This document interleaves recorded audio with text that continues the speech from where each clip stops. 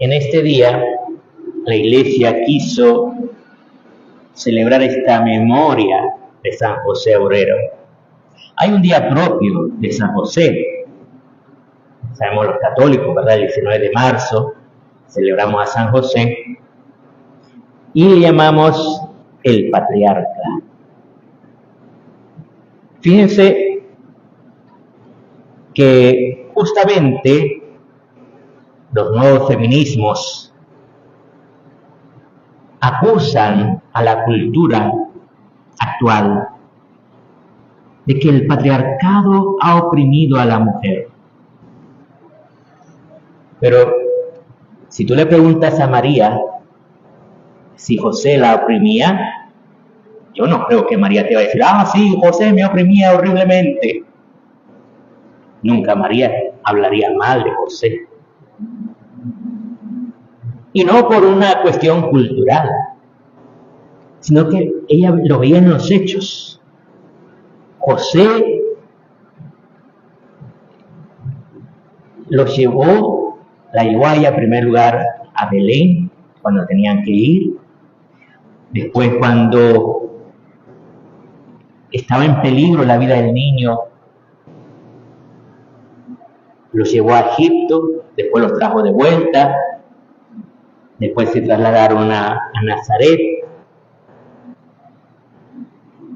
después él estuvo en toda la infancia de Jesús cuidando del niño Jesús y de la madre. Que de eso se trata el patriarcado. El patriarcado no es la opresión de la mujer, al contrario, es la protección de la mujer y de los hijos. Hoy hay un odio a la familia cristiana y se quiere destruir esta familia y se quiere presentar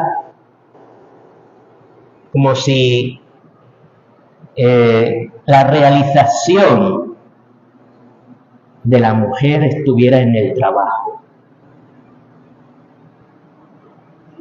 Aunque aquí podríamos decir, pero normalmente las mujeres no están en los trabajos más difíciles.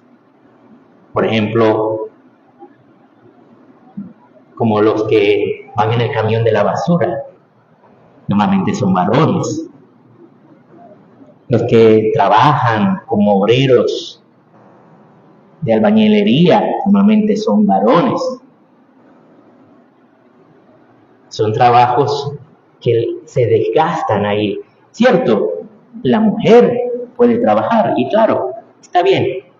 Pero la realización de la mujer, así como la realización del varón, no está propiamente en el trabajo. La realización tanto de la mujer como del varón está en la maternidad y en la paternidad.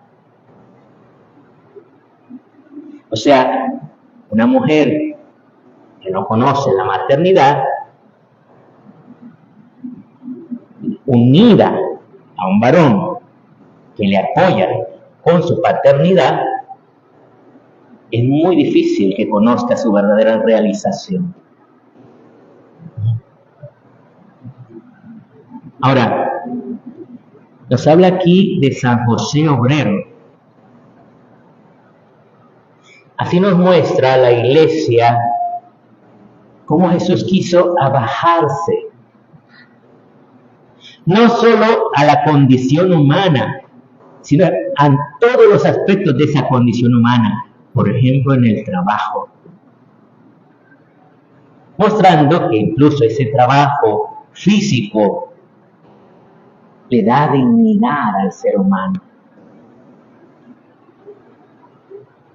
Estoy seguro que Jesús nunca se avergonzó de su padre, porque era obrero.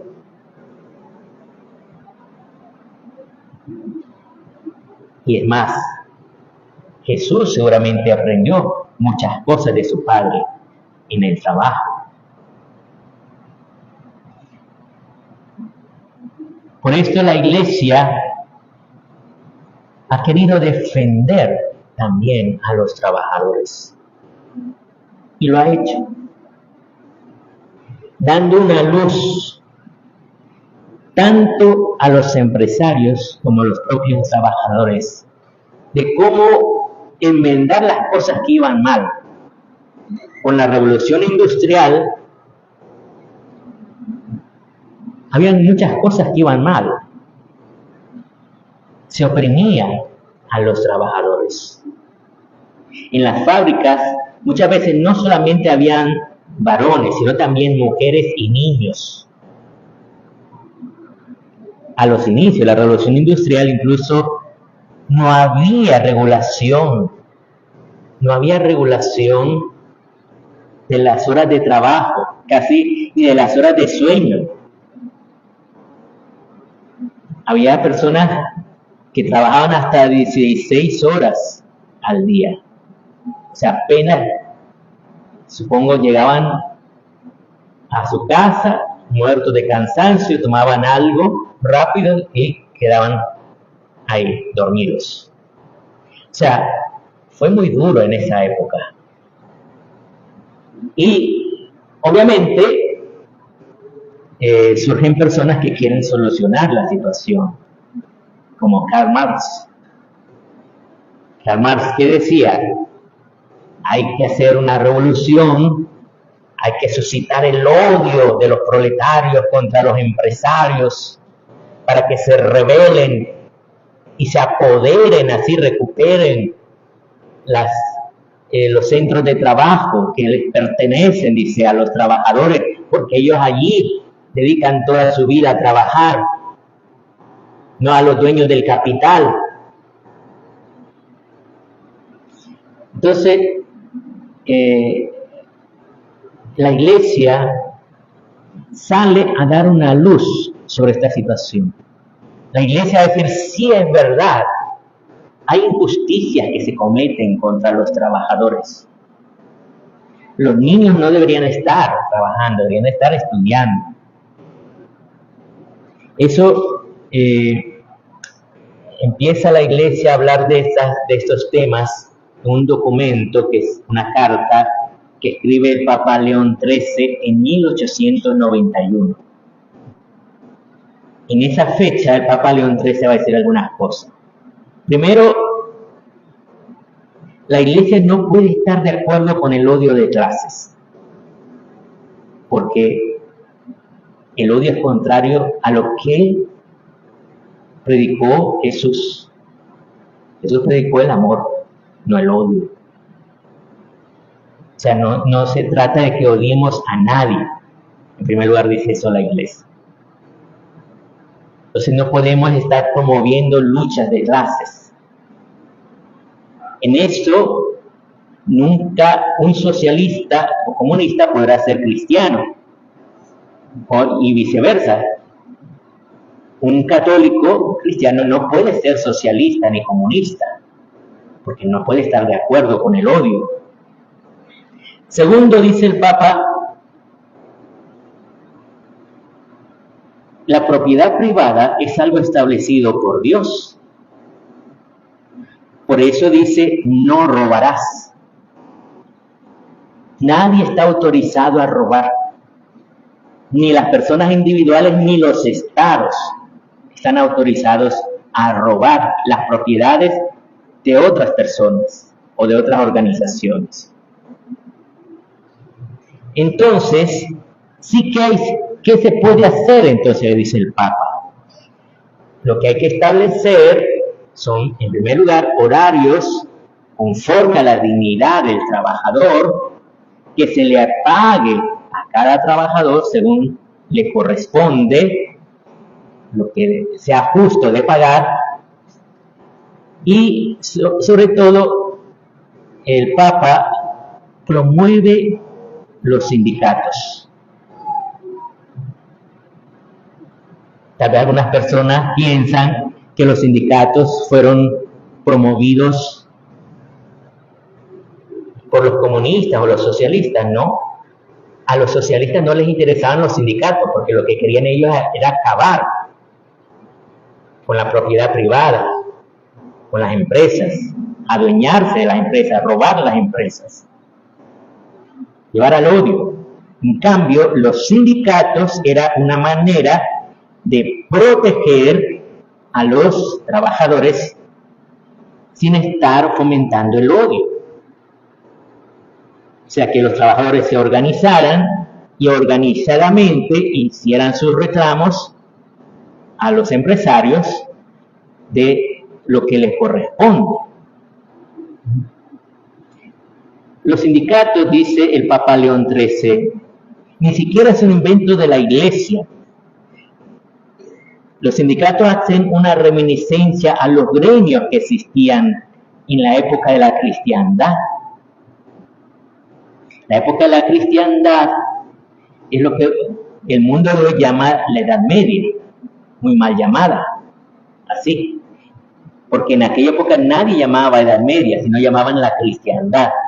En esa época existían, por ejemplo, los gremios de los carpinteros, los gremios de los constructores, los gremios de los músicos. O sea, todo el mundo estaba en un gremio. Los que no estaban en gremio, por ejemplo, estaban dentro de la iglesia, pues entraban a los monasterios, a las comunidades monásticas, a las comunidades de los frailes. Otros entraban en comunidades laicales.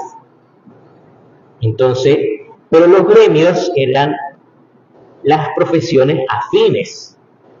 Entonces el Papa dice, así como existieron los gremios, así se pueden los trabajadores organizar en sindicatos para defender los intereses propios de ellos, para que los